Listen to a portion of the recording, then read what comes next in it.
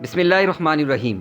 میرا یہ مضمون غالباً 1996 میں روزنامہ جنگ میں اور چوڑیاں ٹوٹ گئیں اور 2003 میں روزنامہ جنگ سنڈے میگزین میں بنام وہ سرخ چوڑیاں کے نام سے شائع ہوا۔ یہ ایک سچا واقعہ ہے جو آپ کی نظر کر رہا ہوں۔ حیدرآباد شہر چوڑیوں کی صنعت کے حوالے سے پورے پاکستان میں مشہور ہے۔ میرے ایک دوست کی بھی چوڑیوں کی دکان وہیں ہے۔ یہ واقعہ بھی مجھے اسی نے سنایا کہ یہ 1.5 سال پہلے کی بات ہے کہ رات کے وقت میں دکان پر بیٹھا تھا۔ اس روز معمول سے کم گاہک آئے تھے۔ میں ذرا فرصت سے تھا کہ ایک جوڑا میری دکان پر آیا۔ دیکھنے میں نیا شادی شدہ جوڑا لگ رہا تھا۔ لڑکا 25-26 سال کا اور اس کی بیوی 20-22 سال کی ہوگی۔ دونوں نظر لگنے کی حد تک خوبصورت اور خوش و خرم تھے۔ بات بات پر کھلکھلا رہے تھے۔ نوجوان نے اچھی چوڑیاں دکھانے کے لیے کہا تو میں نے ان کے سامنے ہر رنگ اور ہر قسم کے چوڑیوں کے ڈھیر سجا دیے۔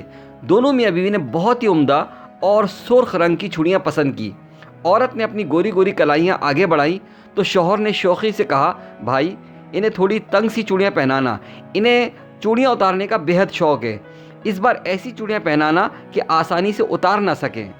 میں نے اس لڑکی کی کلائی کا جائزہ لیا۔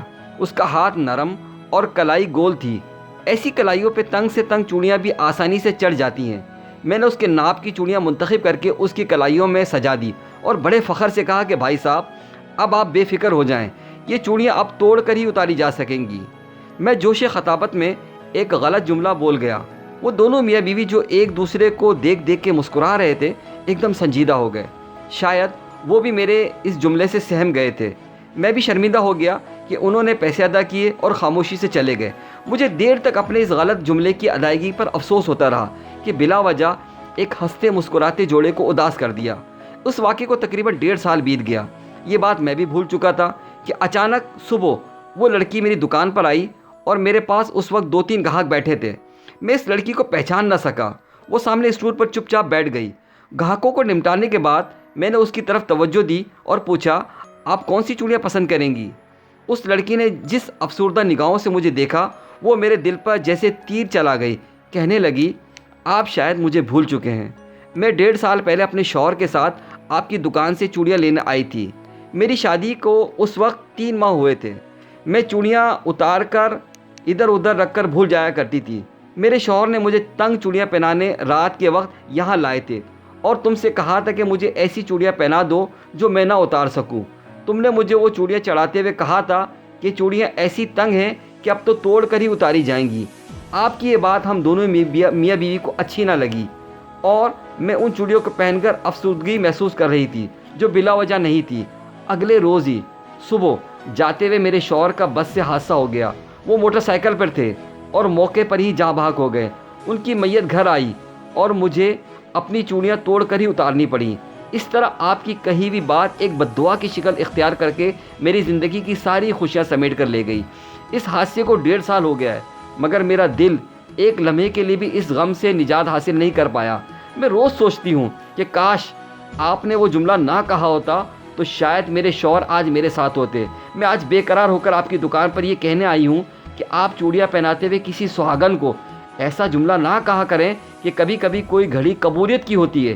اس لیے گفتگو میں انسان کو ہمیشہ اچھے جملے بولنے چاہیے۔ یہ باتیں کرتے ہوئے اس کی آنکھوں سے آنسو بہہ رہے تھے اور مجھے سب کچھ یاد آ گیا تھا جو لڑکی اس روز کھلکھلاتے ہوئے دمکتے چہرے کے ساتھ اس وقت اپنے شوہر کے ساتھ آئی تھی۔ وہ یکسر بدل چکی تھی۔ پیلا و بے رونق چہرہ افسردگی اور حسرت میں ڈوبا ہوا تھا۔ آنکھوں کی وہ چمک مان پڑ چکی تھی اور اگر وہ مجھے اپنا تفصیلی واقعہ نہ بتاتی تو میں اسے قطعی نہیں پہچان پاتا۔ میرے اندر اسے اس حالت میں دیکھ کر عجیب سے احساسات پیدا ہونے لگے جیسے اس کی اس حالت میں کا ذمہ دار میں ہوں۔